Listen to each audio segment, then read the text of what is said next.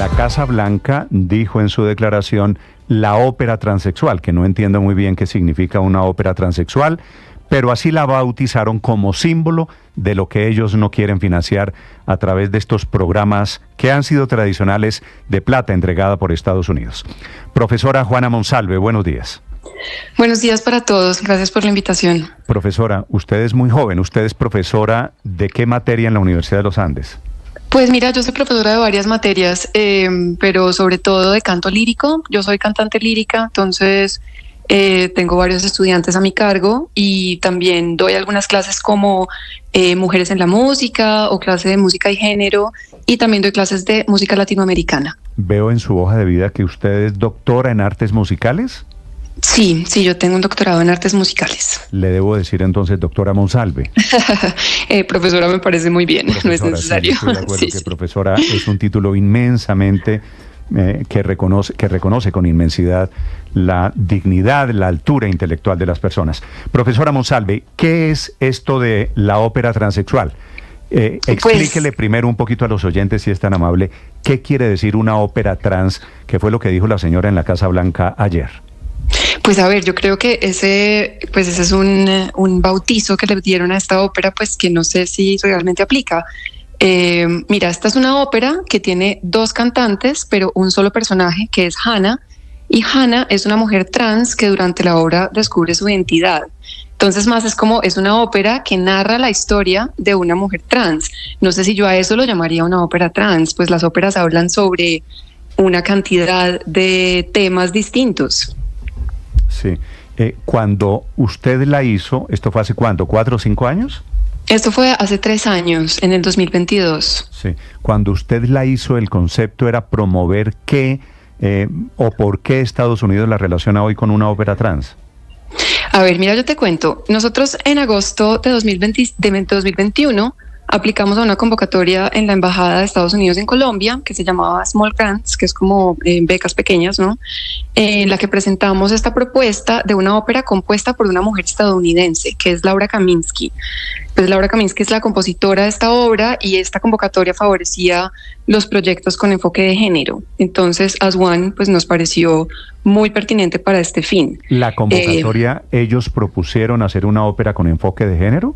No, ellos tenían una convocatoria para proyectos con enfoque de género y nosotros nos dedicamos a hacer ópera porque, como te conté ahorita, yo soy cantante lírica. Y entonces en la universidad nosotros ya tenemos una historia de hacer óperas. ¿El interés del enfoque de género nació en la Embajada de Estados Unidos? Sí, exactamente, sí. Sí. ¿Y ellos qué interés tenían en el enfoque de género? Pues digamos como darle un poco más de visibilidad a estas historias que son muy tabú en nuestra sociedad, y darle visibilidad a este tipo de historias de personas con las que, digamos, normalmente podemos pensar que no tenemos mucho en común, pero al exponer la historia desde un punto de vista tan humano puede generar mucha empatía en la audiencia de la ópera, ¿cierto? Bueno, o de obras con este tema. Sí. ¿Y usted cree que esto promovía la homosexualidad o el transgenerismo? ¿Qué es lo que promovía la ópera que usted hizo en caso de que se tratara de promover algo? No se trataba de promover nada, como te cuento, se trataba de promover una historia, o sea, se trataba de contar una historia, que es lo que los artistas hacemos. O sea, para mí siempre es una prioridad hablar sobre temas que generen empatía y que nos pongan a reflexionar sobre temas que puedan ser incómodos. En ningún momento se estaba como promoviendo ningún tipo de comportamiento, simplemente una reflexión. Ok. Profesora, ¿cuánta plata había o puso Estados Unidos para hacer esta ópera? Estados Unidos puso $25,000. Eso fue como el premio que nos... ¿47,000 que dijo la señora ayer? No, 47,000. Sabes que hemos estado como pensando qué puede ser eso, y es posible que sea que toda la bolsa de los estímulos para esta convocatoria fuera de 47,000, pero a nosotros nos dieron 25,000. ¿Y esos 25,000 eran para qué? Para hacer todo el montaje de la ópera. Hacer un montaje de ópera es una cosa gigante. Nosotros teníamos, y de hecho esta era una ópera pequeña, nosotros teníamos un equipo más o menos de 20 personas pero nosotros estuvimos trabajando 6 meses en una música que es absolutamente difícil, con los mejores profesionales del país.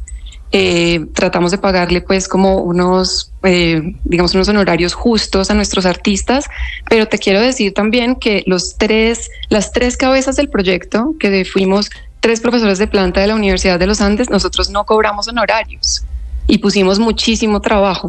Y además también la universidad puso como las instalaciones para hacer los ensayos, y muchos otros recursos, digamos, en especie, y nosotros pues tratamos como de usar la plata lo mejor que pudimos, porque acá en Colombia el arte se hace con las uñas. Sí, de acuerdo. Profesora Monsalve, en ese momento $25.000 más o menos era un poco menos de 100 millones de pesos. Veo aquí que el dólar en ese momento estaba a 3.000 y pico.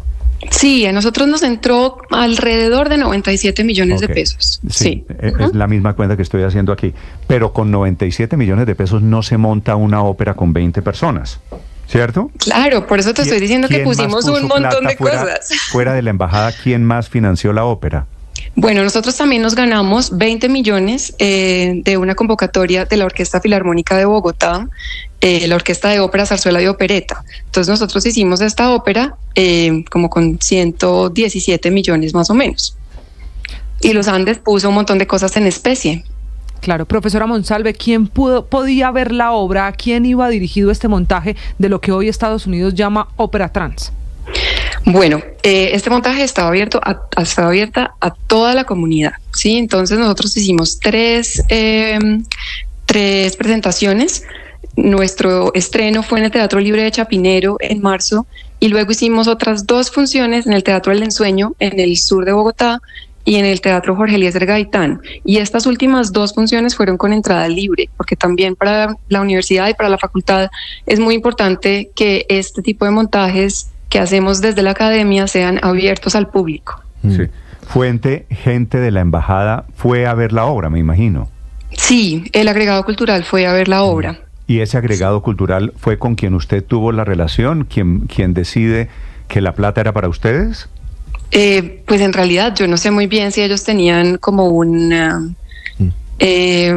pues como no sé cómo se dice, en la academia lo llamamos como un comité, pero no sé si tenían varias personas evaluando las propuestas. En realidad a nosotros solamente nos llegó la comunicación oficial de la embajada diciendo que habíamos sido escogidos. Claro, profesora, ¿cuáles eran las bases de esa convocatoria? ¿Cuáles eran los requisitos que debían cumplirse?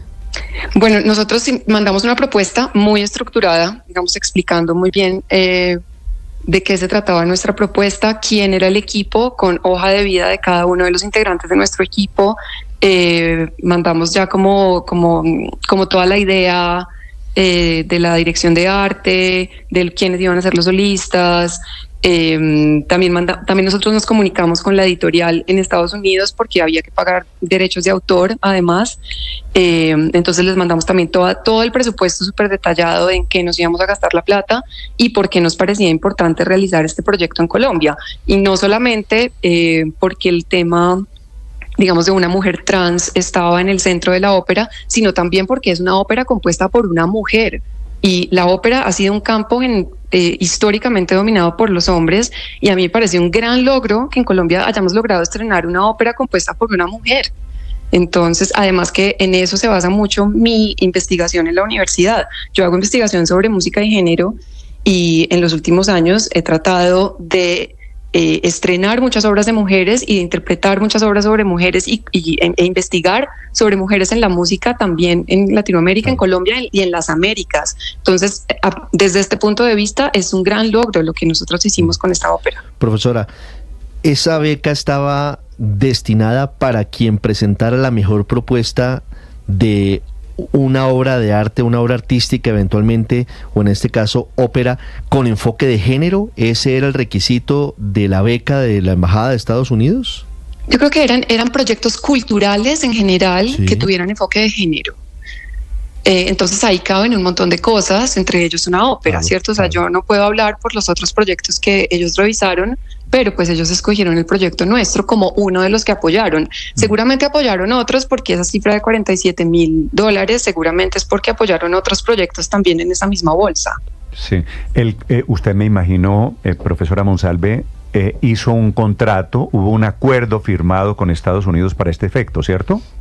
Sí, la Universidad de los Andes, pues a nosotros aplicamos desde la Universidad de los Andes, pues... Lo firma la universidad con, claro, con la Embajada sí, de Estados Unidos. Exactamente, sí, Okay. como persona jurídica. ¿Y se comprometen a hacer un mínimo de presentaciones? Pues nosotros hicimos las presentaciones que prometimos ahí. Nosotros dijimos ¿cuántas? que íbamos a hacer 3 presentaciones. ¿Y Sí. solo hubo 3 presentaciones? Solo hubo 3 presentaciones, porque imagínate, no teníamos tanto presupuesto. O sea, ojalá pudiéramos conseguir más presupuesto para poderla presentar más. Pero ¿Usted conoce pues, sí. a la autora que se llama Laura Kaminsky, que es la compositora, productora de esta ópera? Pues mira, nosotros no la conocemos personalmente, pero cuando íbamos a producir esta ópera sí nos comunicamos con ella y ella fue absolutamente receptiva. Incluso los autores de la obra nos rebajaron un poco el precio de los derechos de autor, porque es que esta ópera es una ópera muy popular. O sea, esta ópera se ha hecho un montón en Estados Unidos, un montón por el mundo, y pues los derechos de autor de esta ópera son caros.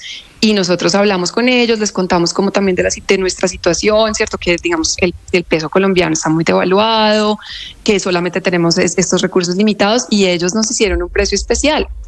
Claro. Entonces sí, o sea, ellos también estaban muy interesados como en que la obra trascendiera un poco al sur global también. Sí, profesora, esta es una obra que se ha hecho en muchos países. ¿Sabe usted si en otros, distinto a Colombia, se hizo con cooperación de Estados Unidos, con plata, por ejemplo, de USAID o de las embajadas de Estados Unidos? No, eso sí no te sé decir, no tengo ni idea. Es posible, pero no sé. ¿Cuánto fueron el descuento, el precio especial que les dieron para pagar unos menores derechos de autor? ¿Recuerda usted? Sí, yo creo que eso, mira, yo en este momento no tengo las cifras tan claras en la cabeza, pero fue entre $2.500 y $3.000. Fue como en ese rango, y esos derechos de autor valían mucho más. Entonces nos hicieron como ese descuento. Sí, profesora, pues yo tengo aquí, como usted sabe, en esta época de redes sociales una cantidad de gente opinando sobre este tema, porque la declaración de la Casa Blanca ayer es pues hostil, es entre otras cosas incompleta, parcializada, diciendo $47.000 como si fuese para promover una conducta sexual. Le quiero pedir que usted le explique a la gente que está diciendo es que una ópera trans es como si una persona que va a ver una ópera trans saliera transgénero, transexual después de ver la ópera. ¿Cuál era el sentido o el mensaje con el que salía un espectador después de ver su obra? Mira, para nosotros era muy importante que las personas pudieran empatizar, ¿sí? O sea, que escucharan esta historia desde el punto de vista de la persona trans. Esta es la historia de una de las libretistas de la ópera. O sea, es basado en una historia real, y la ópera sobre todo gira alrededor como de un monólogo interior todo el tiempo. Es un viaje interior del personaje. Entonces es una ópera que no cae en estereotipos, que todo el tiempo es como hablando con ella misma, tratando de entender quién es. Entonces creo que esto promueve mucha empatía, respeto por los otros, valores de equidad y de igualdad como seres humanos. Sí, doctora Monsalve, ayer cuando la portavoz de la Casa Blanca hace la revelación de los recursos que ha destinado USAID, ella utiliza una expresión quejándose de la destinación de los impuestos de los norteamericanos y dice, no sé ustedes, pero yo no quiero que mis impuestos, que ese dinero se destine a esa basura. Quisiera preguntarle especialmente por esa expresión, viniendo de una alta funcionaria del gobierno del presidente Donald Trump, refiriéndose a esa obra que ustedes diseñaron y pusieron en marcha, definida como basura. Pues mira, en la historia realmente a muchas obras y a muchas óperas en particular las han llamado basuras o porquerías. A Carmen en su momento, Carmen de Bizet, que es una de las óperas ahora más famosas del mundo y más interpretadas en el mundo, en su momento lo llamaron basura. La ópera Lady Macbeth de Shostakovich también fue llamada basura en su momento. La consagración de la primavera de Stravinsky fue llamada basura en su momento, y definitivamente esta obra no es basura. La música es de lo mejor que yo he cantado en la vida. Es de las mejores obras contemporáneas que conozco. Está maravillosamente escrita. O sea, la música te lleva en un viaje increíble por un montón de paisajes sonoros, y creo que vale mucho la pena escuchar música de este tipo en Colombia. ¿No será que con esta publicidad que le estamos haciendo la vuelven a montar, la vuelven a presentar? Pues sería maravilloso. A nosotros ¿Cierto? nos encantaría volverla a hacer, claro que sí. Sí, necesitamos un poco de financiación porque, pues, como les cuento, hacer una ópera es muy caro. Ahora pero es para estos maravilloso. efectos, dicho que se retira Estados Unidos de esta cosa, pues lo que tendrían que hacer los gobiernos, los ministerios de cultura, el Ministerio de Cultura en este caso en Colombia, es meterse también la mano al bolsillo, porque por otro lado, esto es una obra de arte en Colombia, es una pieza musical en Colombia, de colombianos para colombianos. Así que es un gusto saludar a la profesora Monsalve. Gracias por atendernos. Muchas gracias por la invitación, que estén muy bien. Usted es mezzosoprana, me dijo, ¿no? Mezzosoprano. Sí, yo soy mezzosoprano, exactamente. Un gusto saludarla y saber que ustedes montaron una ópera, cualquiera que sea el contenido de la ópera. Gracias, profesora. Muchas gracias, hasta luego. Chao. Juana Monsalve de la Universidad de los Andes, Felipe. La polémica queda servida por